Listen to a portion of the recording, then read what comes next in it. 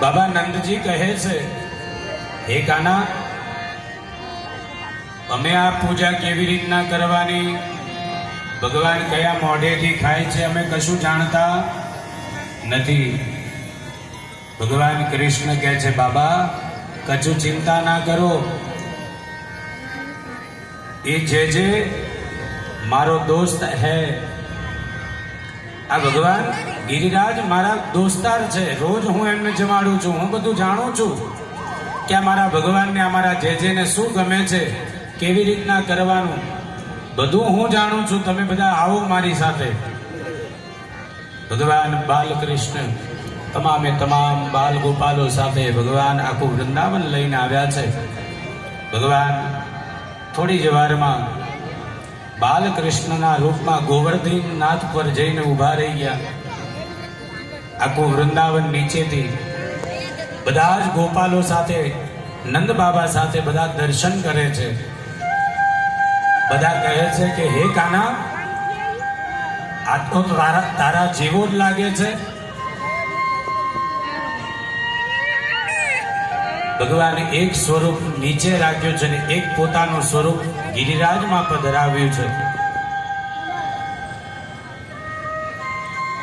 બધાને મોહ ન થઈ જાય, જાણ ન થઈ જાય, એટલે ભગવાન કૃષ્ણ કહે છે કે બાબા, આ મારો મિત્ર છે, રોજ હું જે ગાયો ચરાવવા આવું અને જે લાવું ને, તો મારા જેવું ખાય છે, મારા જેવું બધું કરે છે, એટલે મારા જેવું તમને લાગે છે.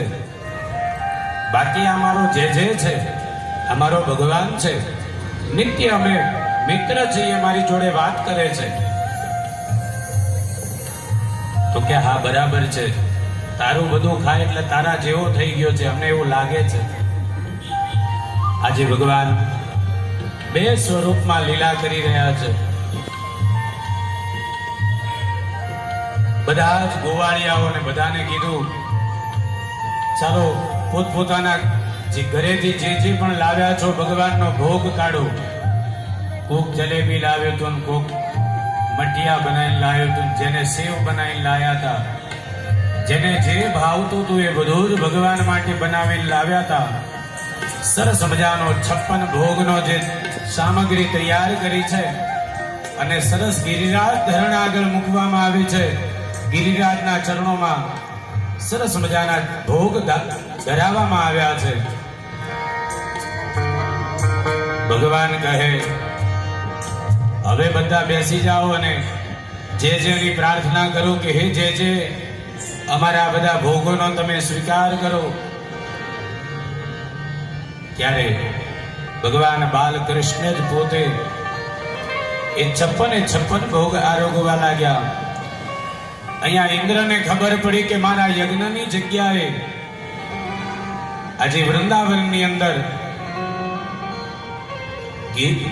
ગોવર્ધનની પૂજા થઈ રહી છે. તો ઇન્દ્ર ક્રોધમાં આવી અને વરસાદ ચાલુ કર્યો છે. એવા મુસળાધાર વરસાદ ચાલુ થયો, જબરજસ્ત ભયંકર વરસાદ ચાલુ થયો છે. અને વરસાદ પડતાની સાથે આખા જ ગોપીઓ, બાલ ગોપાલ થી લઈ નંદ બાબા થી લઈને બધા ગભરાયા કે હે લાલા, અમને લાગે છે કે આજે ઇન્દ્રનો કોપ લાગે છે કે અમે ઇન્દ્રની પૂજા કરતા હતા, એની જગ્યાએ આજે તારા જેની પૂજા કરી એટલે ઇન્દ્રએ આ વરસાદ વરસાવ્યો લાગે છે.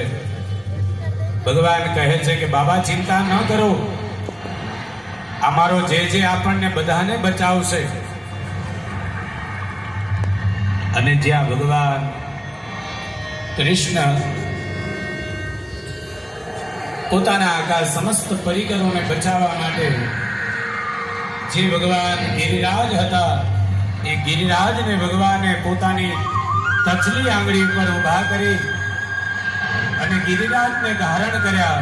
બોલો ગિરિરાજ ધારણ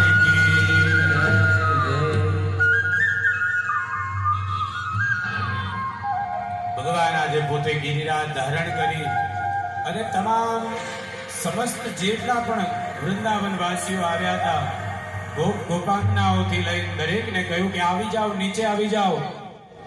ઘણો બધો વરસાદ પડે છે અને તમામ ગોપ ગોપીઓ બધા જ નીચે આવી ગયા છે.